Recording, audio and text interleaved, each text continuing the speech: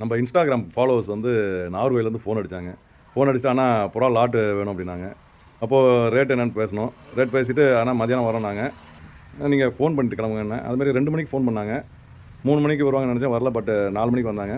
அப்புறம் பிள்ளைங்க ஆசைப்பட்ட மாதிரி புறா எதுவுமே கிடைக்கல. ஒரு 2-3 புறா மட்டும் அந்த பிளாக் நாங்கள் எடுக்க மாட்டோம், பியூர் பிளாக்கு அது இருக்கட்டும்ன்ட்டு மற்ற எல்லாமே எடுத்துகிட்டு போயிட்டாங்க.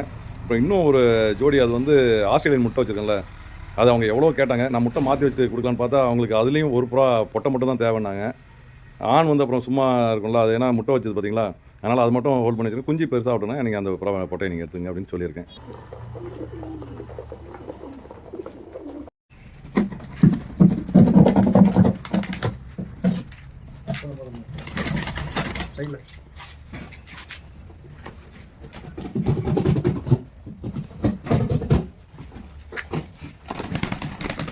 ஐஃப்ளையர் முட்டை மட்டும் இங்கே கிடக்கும் அப்படிதானே?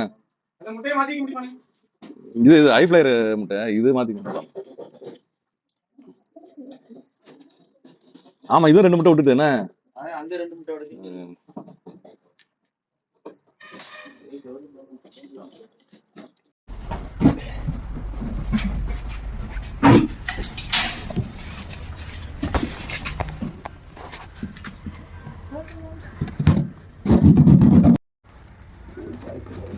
அங்க 15 ல இருக்கு. அங்க எத்தனை இருக்கு?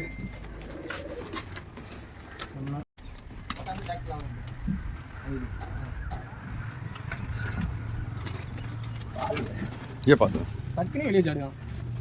இதுங்களா கூண்டுல அதிகமா நின்னு பழகிருக்காதுல்ல. அண்ணன்ட்ட காலையில புறா கேட்டிருந்தோம், வந்து பிடிச்ச புறாலாம் கேட்டோன்னே பிடிச்சி தந்துட்டாங்க. ரொம்ப சந்தோஷமா இருக்கு. லாட்டா கேட்டாங்க, நான் இவ்வளோ நாள் லாட்டா கொடுக்குறது இல்லைன்னு இருந்தேன். ஏதோ ஒரு சுச்சுவேஷன் கொடுக்கணும்னு சரி இன்னைக்கு பிள்ளைங்க கேட்ட உடனே அது யார் யாருக்கு எந்தெந்த பொருள் போய் சேரணும்னு இருக்கோ அது அவங்களுக்கு தான் போய் சேரும். பிள்ளைங்க ஆசைப்பட்டபடி எல்லாம் வாங்கிட்டாங்க.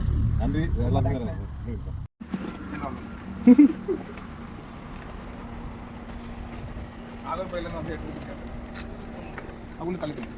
ஊர் எந்த ஊர் நீங்க? இதெல்லாம் பறவை. அதான் மேலே வச்சுக்கலாம்ல, அது நைஸாக இருக்கும்ல.